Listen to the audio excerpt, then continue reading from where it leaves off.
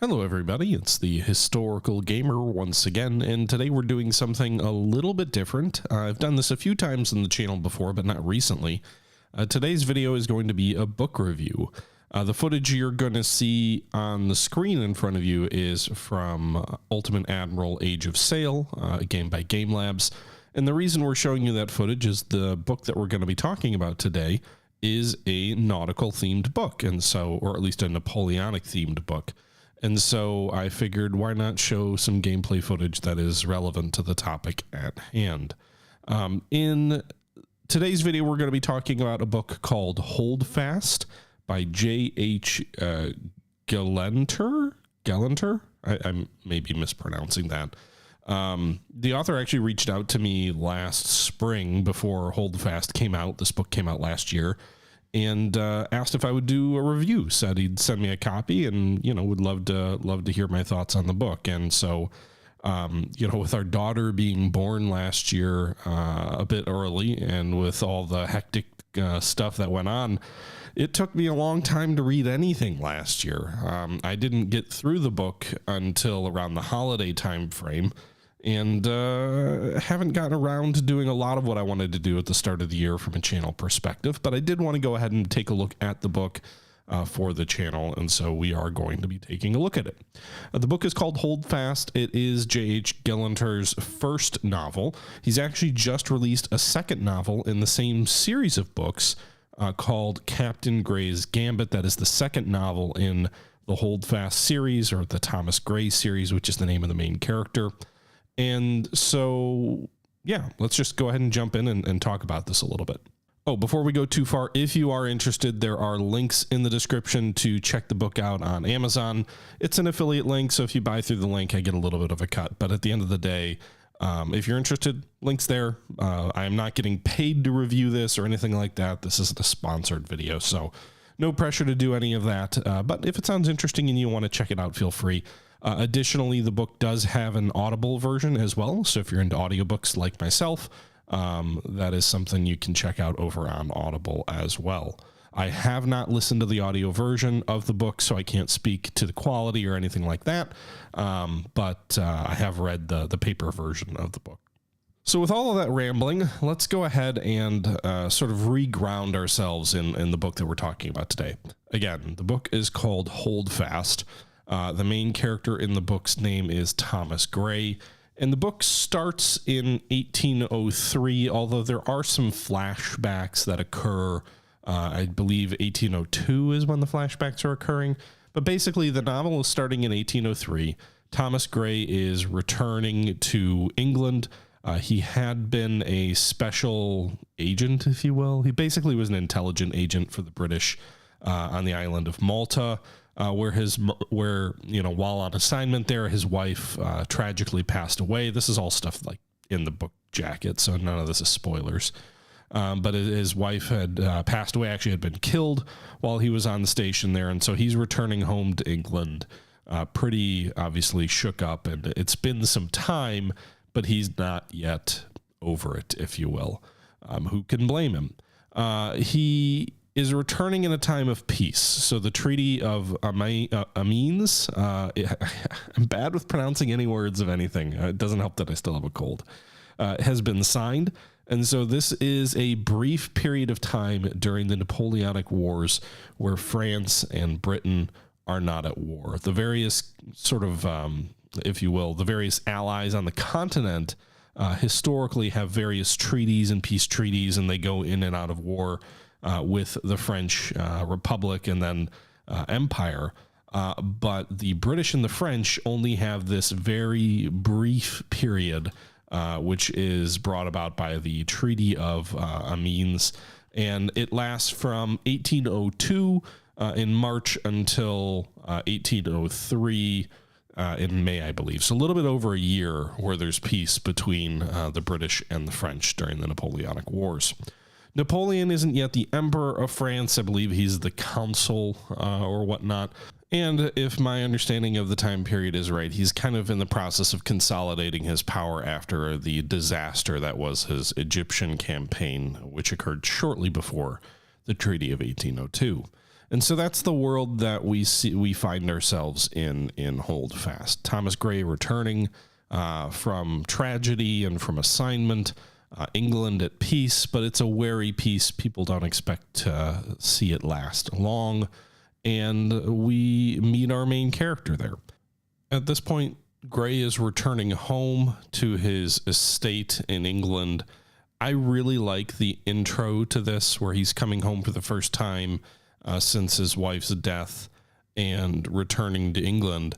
And he comes home and he has a couple of servants and he has a dog, and he spends a little bit of time in this house in rural England. And it really makes me wish the book spent more time here. It very quickly goes from like, he just got home, to here's his boss from the intelligence service showing up and saying, basically, I need to know if you're broken. It's not exactly how it's portrayed, but effectively, his boss in the intelligence service is asking him to come in, and they need to evaluate what to do with him because he's returned home. He basically is the star intelligence agent for all of the British Empire, but since the passing of his wife, he no longer has a motivation to do this. He doesn't know what he wants to do with his life, but further spying for the Empire doesn't seem to be something that's motivating him. And they're trying to figure out what to do, how to move forward, how to move, what to do next. And that's kind of how the book opens. And rather than him mulling it about a little bit at home, rather than getting to know some of his servants or his social circles at home, rather than exploring England or London or the power structures that are there, we're very quickly gone with, I'm going to sell my property and I'm going to move to the United States. And it feels a little abrupt, but maybe reasonable. I mean, again, he'd been coming home for a while.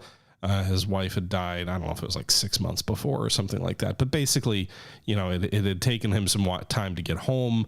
And he'd just gone through a personal trauma. So in any event, he decides he's going to move to the United States and leave the spying and the Empire behind. He boards a passage. I believe he's going to go work for a lumber company in the U.S., and then you get this nice little set piece where he's on this ship traveling to the United States. And I do enjoy this bit as well. I think the book does a good job of having some dynamics between the different passengers who you meet with Gray on the ship. The captain, there's an interesting little bit where you find out he's a Marine because the captain mentions like, hey, you mentioned you're a captain. I didn't see you posted, which means like when you become a captain in the British Empire, you're posted to the Gazette, the names of the new captains. And once you're there, you're considered a post captain because you've been posted. At that point, your seniority begins to move toward the rank of Admiral. And if you stay in long enough, you'll reach the rank of Admiral. And so getting posted is a big deal. The Jack Aubrey novels make a big to-do about it and talk a lot about it. But so anyway, he's moving toward the United States on the ship, and then some trouble ensues, and very quickly things turn against him, and he ends up essentially in Portugal. Which, by the way, at this point, this book has a lot of. You can tell that the author is a fan of other novels in this genre, right? So he's an intelligence agent, which feels, maybe it's not, but it feels very much like an homage to Stephen Maturin in the Aubrey Maturin novels. Maturin being a naturalist, but also a spy for the British Empire, with a lot of dynamics at play because he's Irish, and so he's not a lover of the Empire, but he hates Napoleon more, right? And then, at this point where he runs into trouble on this ship, a Baker rifle makes an appearance. And so the Baker rifle is the weapon that only the British greencoats, to my knowledge, used during the Napoleonic Wars, the 95th Rifles being one of the regiments of British riflemen, and that being famously of the Richard Sharp novels by Bernard Cornwell. And so you see these different little, if you will, fan service or homages to other novels in these types. Like, I don't know what to call this novel. It's not a naval novel. Like, he spends time on ships, but he's a captain of the Marines, or he was a captain of the Marines. He spends most of his time ashore in the novel. And so it's not like it's a seafaring novel. It's not a Hornblower or an Aubrey book in that sense. It's not, full blown units battling it out. So it's not really like a Richard Sharp army type novel. It's kind of a little bit of an intelligence novel, but it's an adventure. It's a Napoleonic adventure novel, if you will. And so this book has these little elements that are sprinkled in, be it a Baker rifle, be it an intelligence agent, these other things that pop up throughout the book, which I'm okay with, but there are times where it's a little convenient, right? Like, so he's on this ship on his passage to the United States, and a hostile vessel is approaching them, and so they have to fight it out, right? And so now all of a sudden he's a rifleman, he's a sharpshooter, and it kind of alludes to the fact that he had this rifle earlier in the book, but like now he's a crack shot. Okay. But now he's shooting like between ships and just basically hitting almost every single shot. There are times where things feel a little too convenient. At a later point in the book, he becomes apparently he's like an expert swordsman as well, which, okay, I guess. But I think there are times where the main character has things too easy for him. Like, you're being chased down, and rather than getting caught and trying to, figure out how to like escape, you're getting chased down and you're the hero of a naval battle that gets fought, and you drive the enemy off and you're fine. And there's another scene in the book where there's another battle that he's involved in, and he's, miraculously largely fine as well.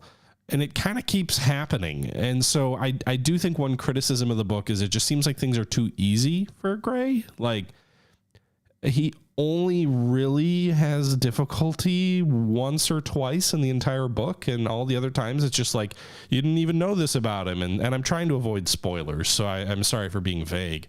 But I think one of my criticisms of the book is things just happen too easily for him.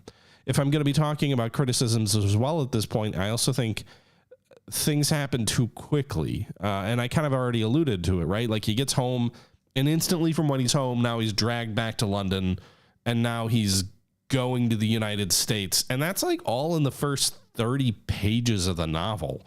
And I wouldn't say it's a short novel. It's not a long novel, but it's not a short novel. I think it's like 252 pages long.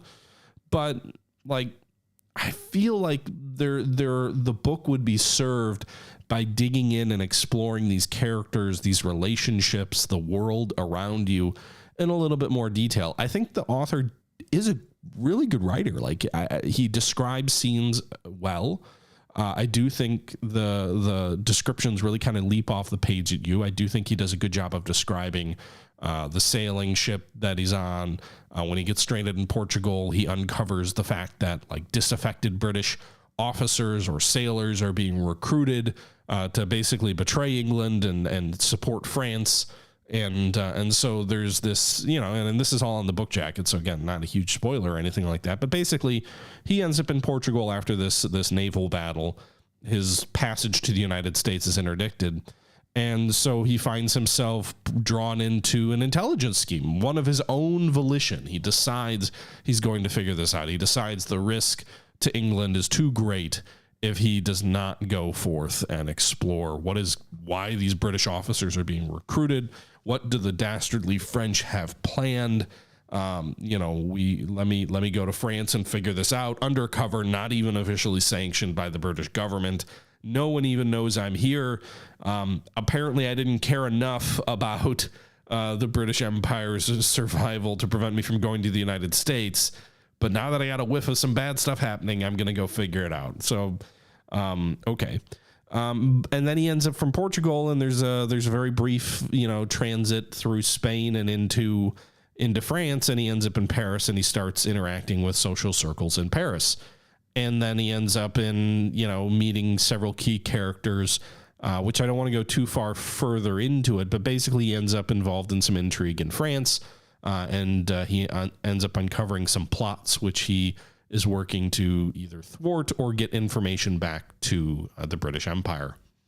And so I think, other than just some convenience factors of like he's too good at everything, I think one of my concerns with the novel is things happen too quickly. Like, I want to spend more time in this novel. I want to spend more time learning about Grey. I want to spend more time learning about these French officers, these admirals and captains and whatnot that we interact with. I want to spend more time in Paris. I want to spend more time on, he ends up in a winery, befriending some families, or a family in France there. I want to spend more time there.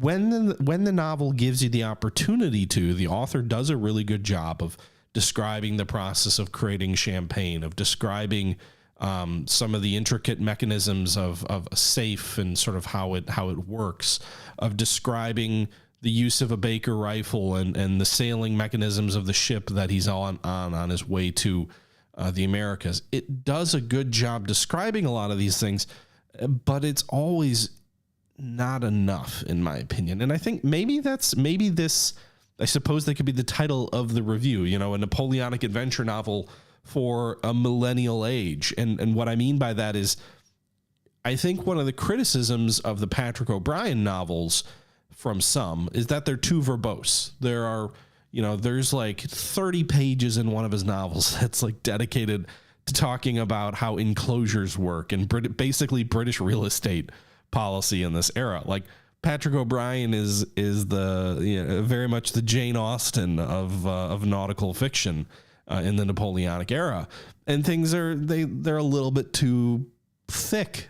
Sometimes you don't need 10 pages to talk about setting the jib boom or whatever, about the weather or whatever currently. But I think the alternative to that is in Holdfast, where you spend a page or 2 pages at the most describing like intricate details, a duel or something like that, and it's like 2 or 3 pages and the duel's over suddenly. So I think, and I don't know if it's the editors, I don't know if it's, the author, I'm not sure what is the reason for it. I could see editors saying, listen, we live in 2022 and people listen to their books on audio and they skim through or read novels very quickly, and they're not going to sit down and read a 400-page novel that reads really slow. Maybe that's the case. I don't know. I don't have the market research behind me, but I do feel like that's my biggest criticism of the novel, other than wanting the character to suffer a little bit more and have a little bit more difficulty in some of the things he's doing. I think the author writes really compellingly. I think, even I kind of wonder if the travel from Portugal to France feels a little bit like, some stuff that goes on. I think there's a Aubrey Maturin scene. Yeah, there's like a famous scene with like a bear or whatever, where Aubrey and Stephen are like escaping from France into Spain.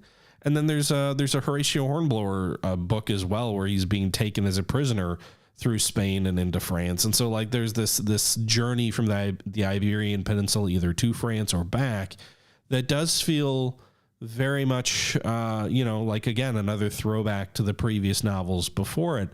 And I appreciate that. And I like that to some extent, but I want more of the detail. I want more dialogue. I want to know who these characters are. Sometimes characters show up and die, and I feel like, is that supposed to be important? Is it supposed to be impactful? There's a scene where the character has to make a moral decision, and the character that he's fighting someone, and he decides, I'm going to let him go. I'm not going to kill him. But rather than figuring out what the consequences of that are, the character just, the guy he's going to let go, decides to make a lunge for him, and he has to kill him in self-defense.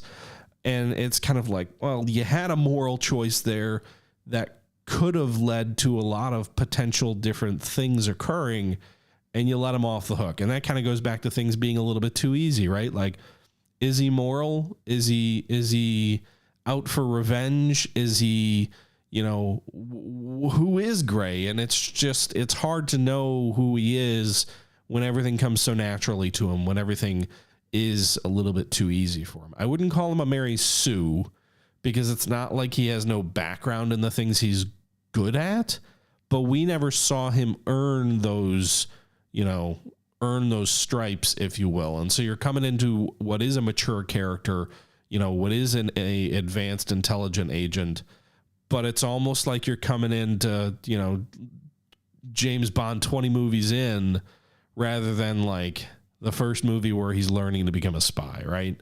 And so, that works in some stories. James Bond, I don't think we ever really see him getting good at the stuff. Maybe Casino Royale, when they tried to like reinvent the series. But at the end of the day, I guess my point is it's too easy for Gray, and there's not enough detail and exposition to really let us know who these characters are, with a couple of exceptions. And the exceptions are times where I wish they dug more into it. And going back to what I was saying before is I do feel like it's well written, it's compelling, it's interesting. I want to read more of it. I think the story is well framed. I think there's two things that are occurring in this book that make it challenging. One, I think you're trying to do too much, right? Like you get back to England, now you're going to the US, now you're in Portugal, now you're in France, now you're trying to get, so that's a really broad span of stuff you're trying to cover. And so if you're going to do that, you either need a really long book, or you need to say like, well, this first book is really just going to deal with him coming back to England, the sea voyage, and now he's stranded, and maybe that's where the novel ends and you pick up another novel from there. I understand why in a first novel you wouldn't do that, because you don't know there's going to be a second, right? Presumably the first has to sell well enough to get a second. And so, but like that's something that would happen in like a Hornblower type novel or something like that. I don't know. I guess I'm kind of rambling at this point, but I guess what I'm trying to say is I like the writing of this book. I think the author does a good job of telling the story. I think the framing for the story is good. I just think instead of it being, and I'm opening the book right now, instead of the book being a grand total of 242 pages, if it was 440 pages, you could make the book a lot richer and a lot deeper. And everything I see in this book tells me it tells me the author could do it if he had the pages. And so that kind of makes me curious if it comes back onto the editors to say like, no, again, it's 2022. We want this to be short, sweet. And, this is a popcorn book and you can read it and it'll be over real fast, which, okay, if that's the case, then I guess they did their job and it was interesting. And I'll be reading the second book, to find out more. But I guess my initial impression was I liked it, but I wanted more, and I wanted more depth to it. I wanted more complexity to it. But like from a just surface read, I thought it was a good book. Cover's a little misleading. It's a painting of two ships battling it out at sea. Most of the book takes place on land, but overall I thought it was a pretty interesting book. I hope in the second novel, Gray struggles a little bit more and there's a little bit more time so that everything doesn't always feel so fast and rushed. Yeah, I don't do a lot of book reviews. I certainly don't really do any fiction reviews. I think the only one I did was Ghost Fleet, which I did not like Ghost Fleet. I thought Ghost Fleet was terrible. Everything was too convenient. And I thought it was just not compelling at all. I thought Holdfast was compelling. I thought it was well written. I just thought there was more depth to mine in the story. And it felt like we weren't learning things as much as we could have.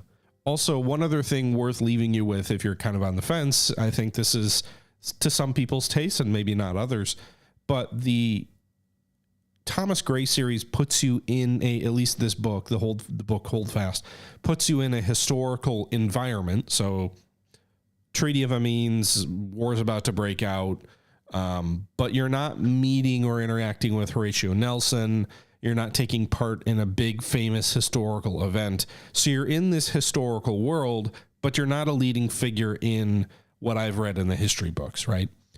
And that's an approach that the Horatio Hornblower novels and the Patrick O'Brian books both go with. the main characters, with a few exceptions in Jack Aubrey's the Patrick O'Brian books, with a few exceptions, I think the Spanish Treasure Fleet and one of the American frigate actions, with the exception of those two battles, and I guess actually the Meritorious Command is kind of pretty spot on to history as well. So with a few exceptions, those novels don't make you the leading figure in big historical events. The Blithely series by Alexander Kent goes the complete other way.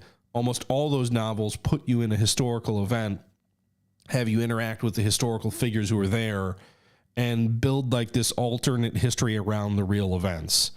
I think I prefer the Hornblower style of like, this is history, but like you're not unlearning anything you learned. But to each their own. I know a lot of people want their character to be the hero of Trafalgar, or want their character to play a leading role at the Battle of the Saints. And so that can be a thing if you're really interested in that. This novel is not. This novel is putting you in the historical context without altering the history itself. And in that sense, I think it's more believable than trying to force your character into being the leading character in a famous event that we already know about, right? Like, this is telling a new story. It's not trying to tell you the story you know with variations. And so I appreciate that, but that's something I think I probably shouldn't have gotten until 25 minutes into the book to talk, or into the video to talk about, but that's something worth considering as well, right? Like, I guess an alternative could have been that the main character, Gray, was somehow involved in the discussions of the Treaty of Amiens and somehow was involved in the breakdown of the treaty, and he's really not. He's taking place around those things, and the world is reacting to those things occurring, but he's not the one driving that action. He has his own unique story to tell that is tangential, but also not what we already know about. And I appreciate that. So that's something worth considering as well. But overall, I think it's a good first work. Like, I don't know that there's a ton of new Napoleonic fiction books coming out these days. I think the glory days are probably beyond us. I think, did Alexander Kent, the author of the Blithely novels, I believe he passed away a couple of years ago.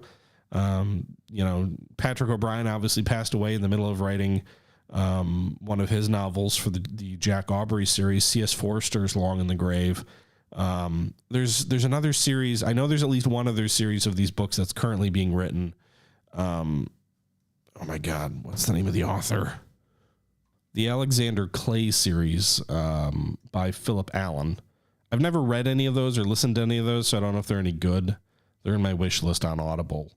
I'd be curious to see how those compare to this from a pacing and depth perspective, because maybe I'm just making complaints that tell people listening to this, he's old.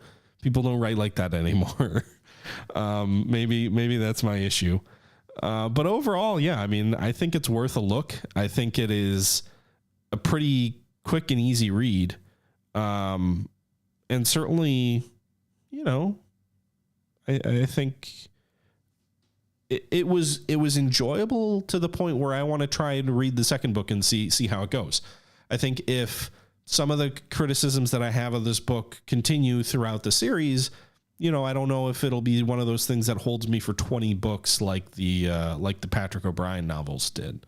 But I think in terms of, I read this book, I enjoyed it. It was quick and easy. And, I wanted to learn more about Gray. I want to learn more about the world that he exists in. And I want to see more of this story fleshed out. Then certainly I'm going to pick up the second book. We'll see what the second book has in store for it. Maybe I'll talk a little bit about it on the channel. Again, if you're interested, there's links in the description to check it out. This video was about Holdfast by J.H. Gillanter or Gillanter, Gellernter. But yeah, debut novel for him. Thank you for sending me the book. I enjoyed it. But yeah, I think that's all I've got for you guys today. The footage that you were looking at was Ultimate Admiral Age of Sail. Let me know your thoughts. Has anybody heard of Holdfast? Have any of you read it? What were your thoughts? Leave your thoughts in the description below. Am I just past the times? Like, have the times passed me by? Are long, detailed books with exposition about, characters and the world, and sort of maybe sometimes meaningless detail, is that a thing of the past? Is that not what people do anymore? Because I like that stuff. I'm a big fan of this genre, though. I've read all the Hornblower books, the O'Brien books, the Blithely novels. I did most of the Blithely novels through Audible, whereas I read the other ones. But I did read like the first 7 or 8 in paperback when I was still in college. But yeah, I mean, I think it's a rich genre that I'm excited to see more authors writing about. Again, I told you there's 2, this book and then the Allen series are the only ones that I'm aware of that are currently being written. Maybe there's others. But it's certainly a rich genre with a deep past and a deep history. So it's always exciting when you see these authors of the books that you've read in the past have passed away, especially the Blithely author Alexander Kent passed away relatively recently. It's exciting to see new authors jump into this genre and, you know, kind of breathe new life into it. I hope it's successful for them. With that being said, guys, that's enough of me rambling. Let me know your thoughts down below in the comments. And until next time, as always, this is the Historical Gamer saying once again, thank you very much for watching. And until next time, I'm out. Oh, also, I wonder if the title of the book is also an homage to Patrick O'Brien, because you remember the scene in Master and Commander, the movie, where there's like this old salt or whatever who's holding on to a rope or whatever. I think, was it during a flogging? I'm not sure, but you see tattooed across his fingers, it says I believe it says Holdfast, right? Anyway.